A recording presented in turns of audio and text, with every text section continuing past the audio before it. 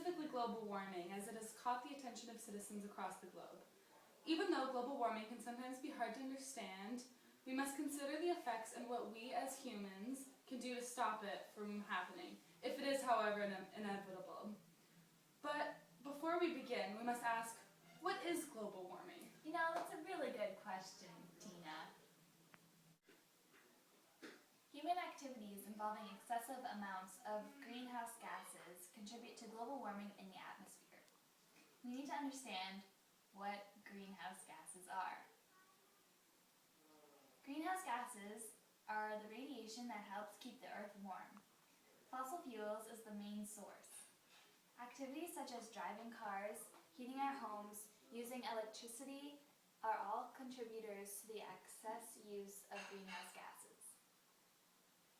Trees also play a main role in providing humans with carbon monoxide that provide us with oxygen. So by continuing deforestation in order to build unnecessary buildings, we're actually putting ourselves at risk.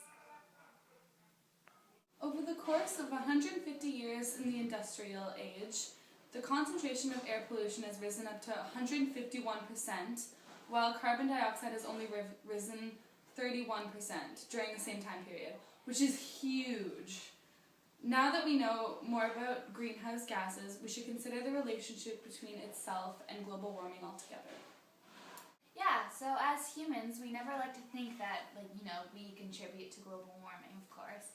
But as we continue to drive our cars to work and heat our homes with oil, the more heat is trapped into the Earth's atmosphere and less escapes back into space.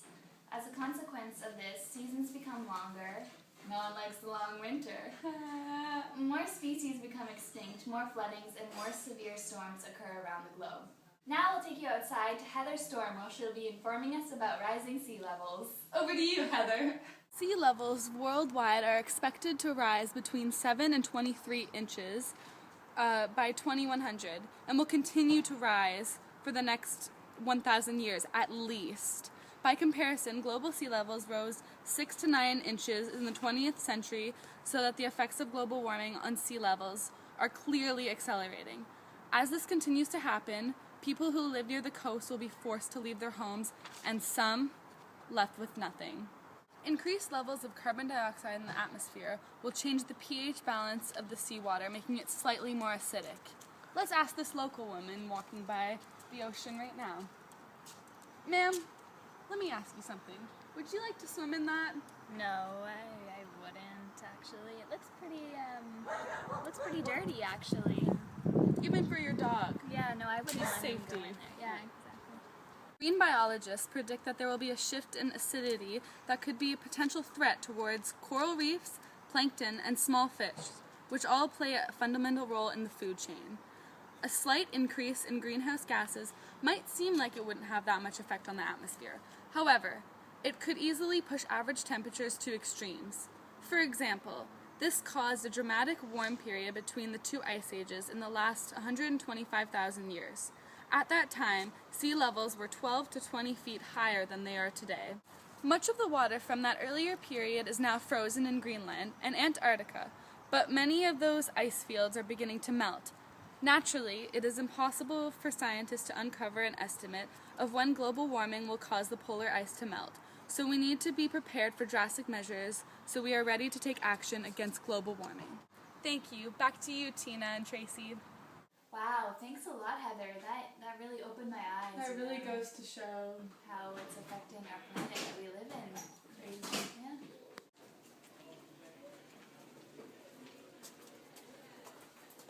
Hey, I forgot to tell you, I really like your shirt. Thanks, it's made out of recycled paper. No, wait, where can I get one? At a place called G Squared. It's totally green. But I thought it was really expensive. Well, anything for the environment. G Squared. Go green.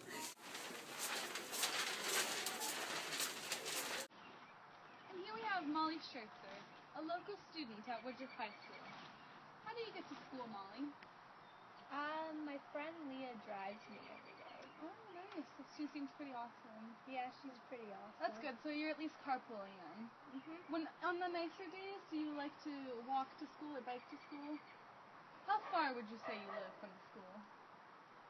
We be about 10 minutes away. Could you bike? Yes. I'll bike to school in the nicer days. Have Carrie Williams, a local citizen. I'm just going to ask you a couple of questions, okay, Carrie? Do you believe climate change is occurring? Absolutely. If so, why? Well, because man hasn't taken care of his planet. That's a good answer. How would you define climate change?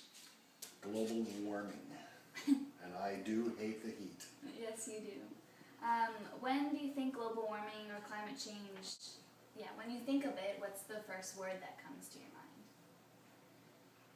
Polar ice caps. Melting polar ice caps. That's Rising sea interesting. levels. That's very interesting. I've never heard that answer before.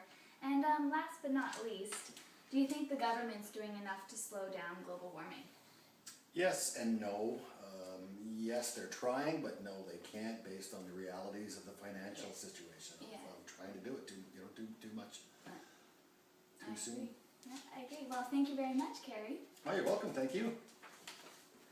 As our program comes to an end, we want to leave you with ideas of what we can do to stop global warming. We'd like you to go on our website chywnewsforyou.com and post your comments below and tell us what you think you can do to stop global warming. The best posting will win a $50 gift card to G Squared. A local shop that actually sells recycled clothing. Yeah, made out of recycled, It's pretty cool. Yeah, it's pretty cool, yeah.